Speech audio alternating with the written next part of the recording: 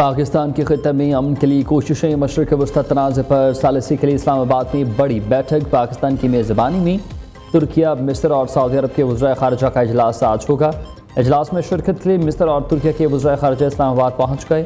وزارت خارجہ کے اعلیٰ حکام نے ڈاکٹر عبدالعاطی اور حقان فیدان کے استقبال کیا۔ شہزادہ فیصل بن فرحان بھی 4 ملکی اجلاس میں شرکت کریں گے۔ علاقائی کشیدگی میں کمی اور امن کے فروغ پر تفصیلی بات چیت۔ معزز مہمان وزیر اعظم شہباز شریف سے بھی ملیں گے۔ نائب وزیر اعظم اسحاق ڈار کا ایرانی وزیر خارجہ عباس اراغچی سے ٹیلی فونک رابطہ ہوا۔ علاقائی صورتحال اور مشرق وسطیٰ کی کشیدگی پر تفصیلی تبادلہ خیال۔ قطری وزیر اعظم اور انڈونیشیا کے وزرائے خارجہ سے بھی رابطے۔ خطے میں جاری کشیدگی میں فوری کمی کی ضرورت پر زور۔ برادرانہ تعلقات کو مزید مضبوط بنانے کے عزم کا اعادہ کیا۔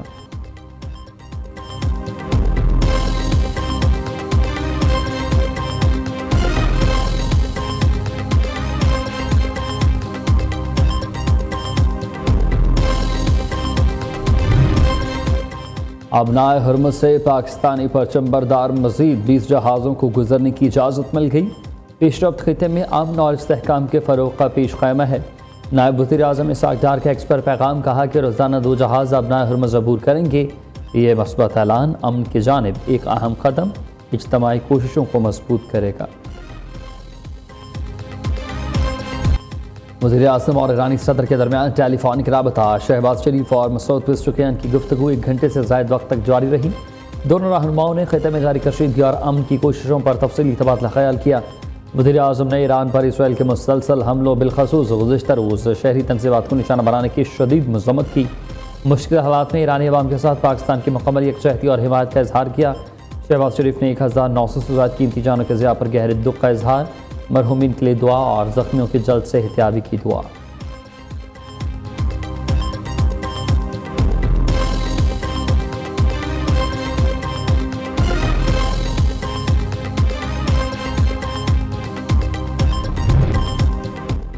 ایران پر جنگ مسلط کرنے کے خلاف امریکہ بھر میں ناکنگز مظاہرے۔ واشنگٹن سمیت کئی شہروں میں امریکی عوام سڑکوں پر۔ مظاہروں میں 70 لاکھ افراد کی شرکت۔ سینیٹر برنی سینڈرز نے مظاہرین سے خطاب کرتے ہوئے کہا کہ امریکہ میں بادشاہت نہیں چاہیے، ایک شخص کی کرپشن امریکی قانون کو تبدیل نہیں کر سکتی۔ ایران کے خلاف جنگ عالمی قوانین کی خلاف ورزی ہے۔ امریکی تاریخ پہلے کسی نے طاقت کا اتنا غلط استعمال نہیں کیا۔ ٹرمپ نے بہت بڑی رقم جنگوں میں ضائع کر دی ہے۔ ایران کے خلاف جنگ کو فوری روکنا ہوگا۔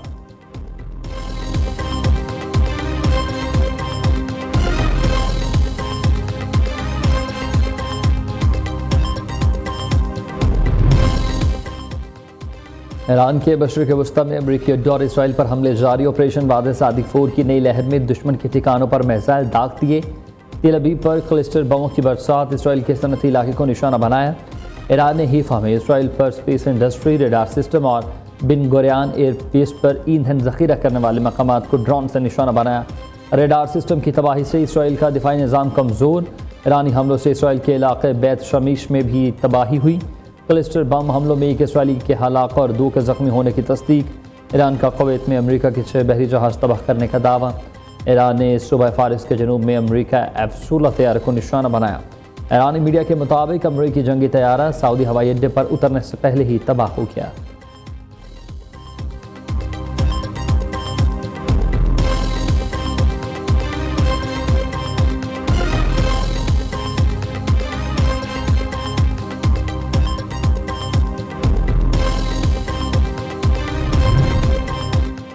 ایران کا تازہ حملوں میں امریکی فوج کو بھاری جانی نقصان پہنچانے کا دعویٰ۔ ترجمان مرکزی خاتم الانبیاء ہیڈ کوارٹر کا کہنا ہے کہ 500 سے زائد امریکی فوجیوں کو ہلاک کر دیا۔ ایمبولینسز کئی گھنٹوں سے ہلاک اور زخمی امریکیوں کو منتقل کرنے میں مصروف ہے۔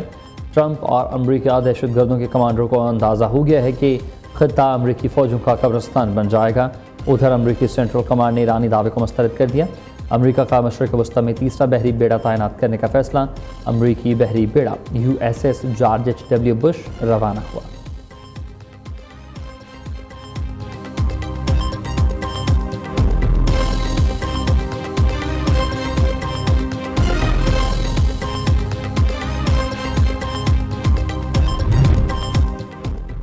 ایران جنگ کا دائرہ پھیلنے لگا۔ یمنی حوثی بھی جنگ میں کود پڑے۔ یمنی حوثی باغیوں نے ایران کو حمایت میں باضابطہ طور پر امریکہ اور اسرائیل کے خلاف جنگ میں داخل ہونے کا اعلان کر دیا۔ یمن کے حوثی فوجی ترجمان یحییٰ ساری کا کہنا ہے کہ انہوں نے اسرائیل کے خلاف اپنا پہلا فوجی حملہ کر دیا ہے، ہمارے حملے مقاصد کے حصولوں تک جاری رہیں گے۔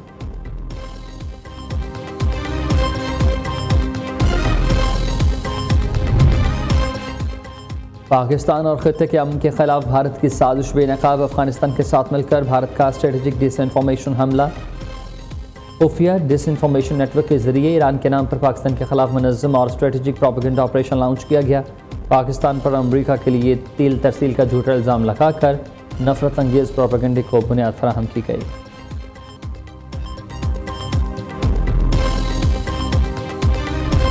آپریشن غضب للحق کے بعد خیبر پختونخوا میں دہشت گردوں کی کمر ٹوٹ گئی ہے۔ 26 فروری کو شروع کیے جانے والے آپریشن کے بعد دہشت گردی میں 65% کی کمی آ گئی۔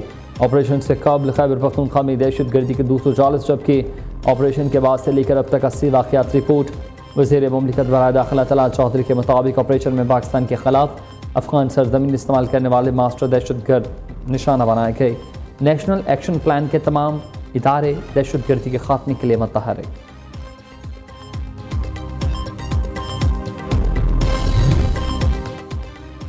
لاہور، اسلام آباد، راولپنڈی سمیت مختلف شہروں میں بارش، فیصل آباد کاموں کی پتوں کی پاک پتن بورے والا سمیت مختلف شہروں میں بادل برس پڑے۔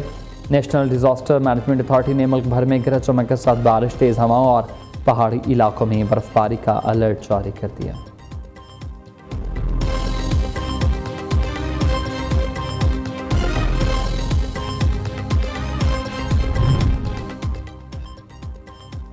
عالمی شہرت یافتہ ادارہ افسوس بھی وزیر اعلیٰ مریم نواز کے گڈ گورننس ماڈل کا معترف نکلا۔ افسوس نے وزیر اعلیٰ پنجاب کی نگہبان رمضان بازاروں میں عوامی ریلیف کی تائید کر دی۔ سہولت بازاروں میں عوامی ریلیف کو بڑا معاشی اقدام قرار دیا۔ افسوس رپورٹ کے مطابق رمضان المبارک میں 6 کروڑ 6 لاکھ افراد نے رمضان بازاروں کو وزٹ کیا، جبکہ 52 لاکھ افراد سہولت آن دی گو یونٹ سے مستفید ہوئے۔ رپورٹ کے مطابق پنجاب میں قائم سہولت بازاروں میں سالانہ 18 کروڑ 90 لاکھ افراد وزٹ کرتے ہیں۔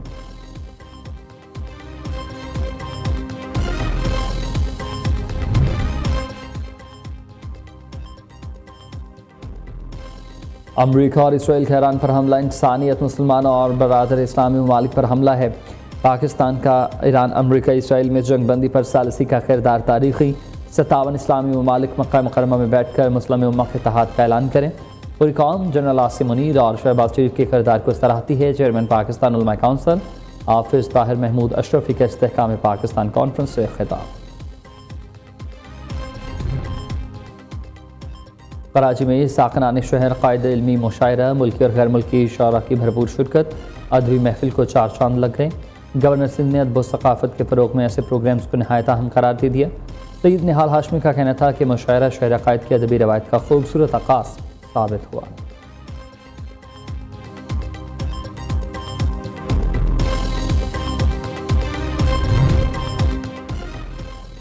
پاکستان سمیت دنیا بھر میں ارتھ آور منایا گیا۔ 8:30 بجتے ہی ملک بھر میں اہم عمارات کی غیر ضروری لائٹس بند کر دی گئیں۔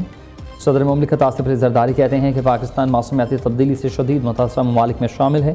حالیہ سیلاب، گرمی کی لہریں اور خشک سالی بڑے چیلنجز ہیں۔ اپنے پیغام میں وزیر اعظم شہباز شریف نے کہا کہ توانائی کا تحفظ ہمارے قومی ذمہ داری ہے۔ مشرق وسطی تنازع کے بعد توانائی بچت ناگزیر ہو گئی۔ حکومت عوام پر بوجھ کم کرنے کے لیے اقدامات کر رہی ہے۔ وزیر اعلیٰ مریم نواز کے حکم پر پنجاب بھر میں ارتھ آور منایا گیا۔ قذافی اسٹیڈیم میں تمام لائٹس 5 منٹ کے لیے بند۔ مریم نواز کا کہنا ہے کہ نئی نسل کو محفوظ اور صاف ماحول فراہم کرنے کے لیے اجتماعی کوششیں ضروری۔ نیو نیوز کے دفاتر میں بھی غیر ضروری لائٹیں 1 گھنٹے کے لیے بند۔